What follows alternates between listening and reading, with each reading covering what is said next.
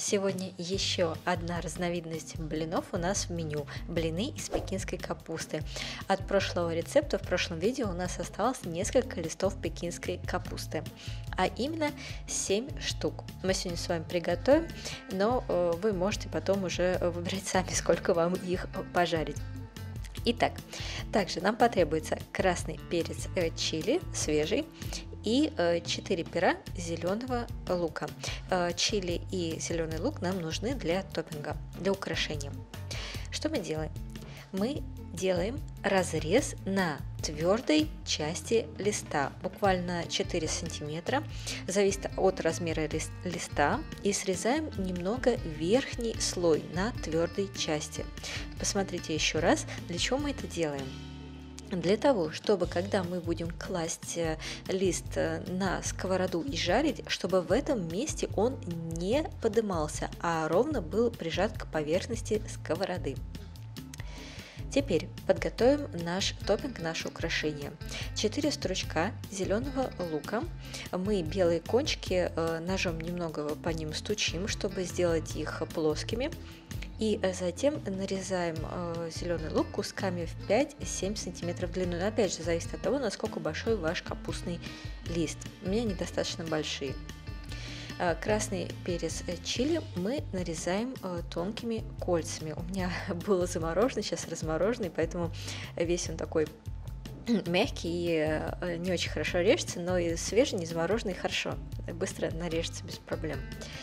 И, собственно говоря, почти все готово. Осталось только сделать смесь, не знаю, как точно назвать, кляр или тесто в данном случае.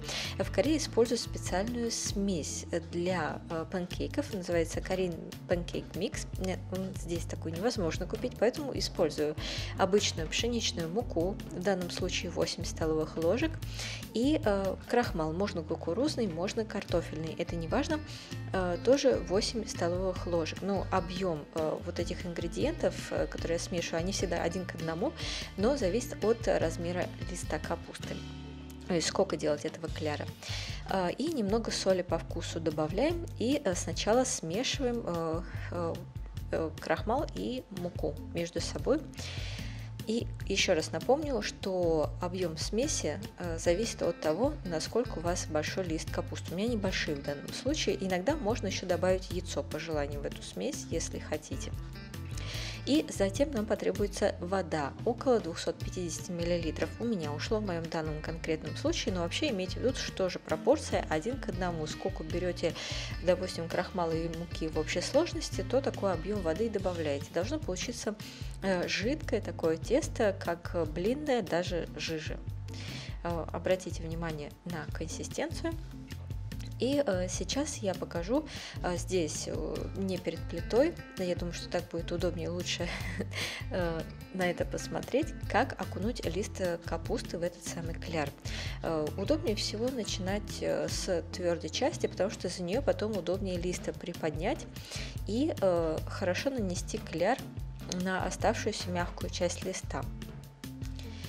Теперь, когда все у нас готово, мы нагреваем сковороду с растительным маслом для жарки. Какое количество масла? И так, чтобы его хватало, и не слишком много, чтобы не было слишком масляно.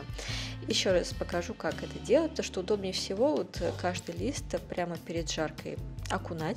Смотрите, чтобы слишком много кляра не было, подождите, пока излишки истекут, и только потом кладите его на нагретую сковороду с маслом. У меня в данном случае листья очень большие, объемные, поэтому больше одного листа у меня на сковороду не помещается за раз. Если листья более меньшего размера, то можно и по нескольку сразу их жарить.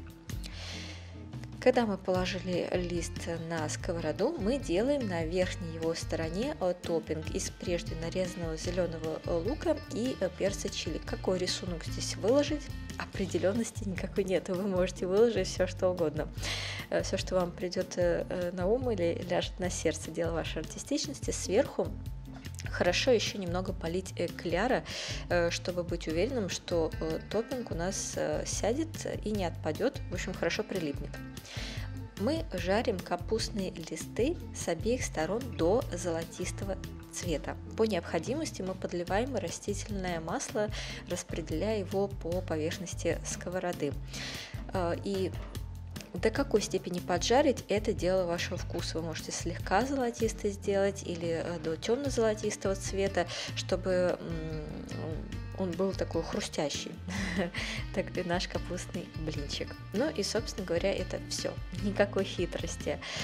Подавая к столу, поскольку мы, конечно, добавили немного соли в кляр, но тем не менее лучше подавать соевым соусом для диппинга. И удобнее всего вот так вот азиатскими палочками разделить лист вдоль на части, немного его так свернуть в такой своеобразный ролл и так окунать дип-соус и есть. Или просто можете порезать его на более мелкие куски ножницами и так уже подавать к столу для удобства.